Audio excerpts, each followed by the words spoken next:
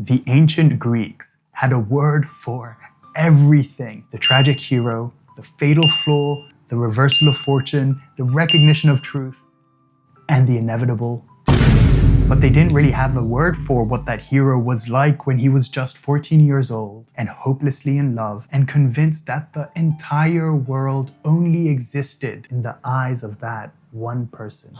The Song of Achilles by Madline Miller is that story.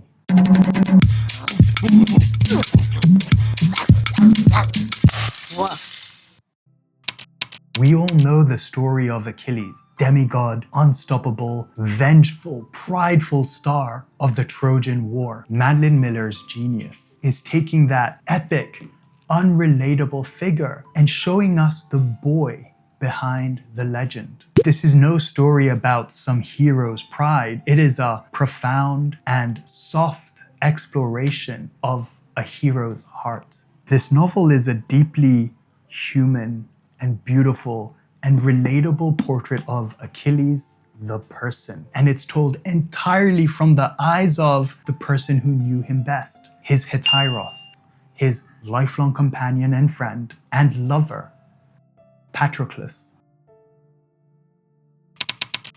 To understand Achilles, you have to first understand that naive and all-consuming love that we all experienced. I hope we all experienced in our adolescence. And this love defined Achilles. Just imagine though, you're 14 again, and maybe this time you're popular, you're talented, and now imagine that you are in love again for the first time. When you're in love, you can do some seriously crazy things. Do you remember how that love acted like a multiplier for everything? You feel invincible, but not because you're arrogant, but because in the eyes of the person who is your whole world, you are perfect. And that is the only reflection that matters. Now imagine you are literally the strongest, fastest, most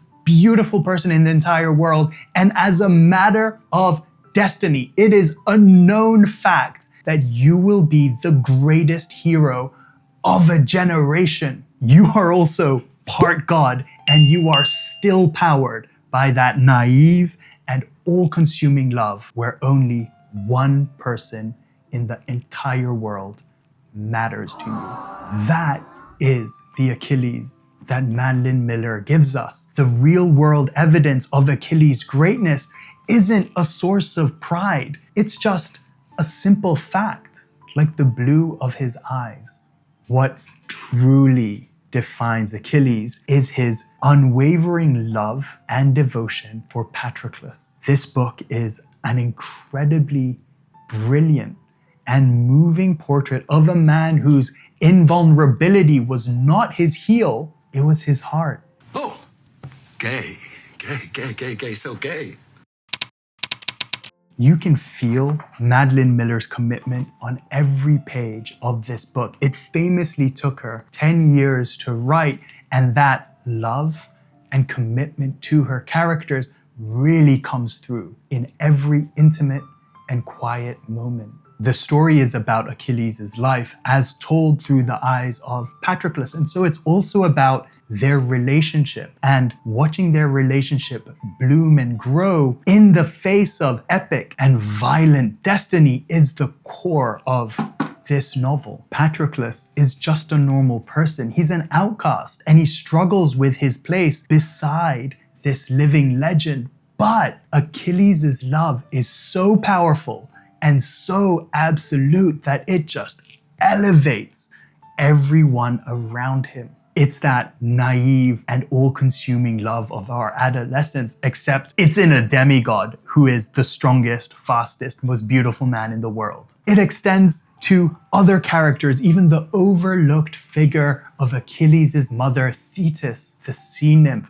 and she is given a powerful and tragic new dimension. She is a mother who knows her son is destined to die, and her fierce and desperate attempts to protect him are one of the most heartbreaking parts of this book.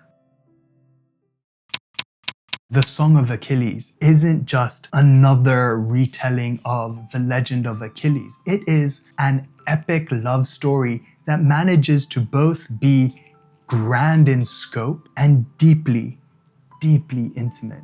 It takes one of the most famous stories of violence and war and finds, hiding at its center, a love story that's been there all along. It is a novel that asks the simple and beautiful question, what is a hero if not someone who loves so fiercely that their song echoes through eternity?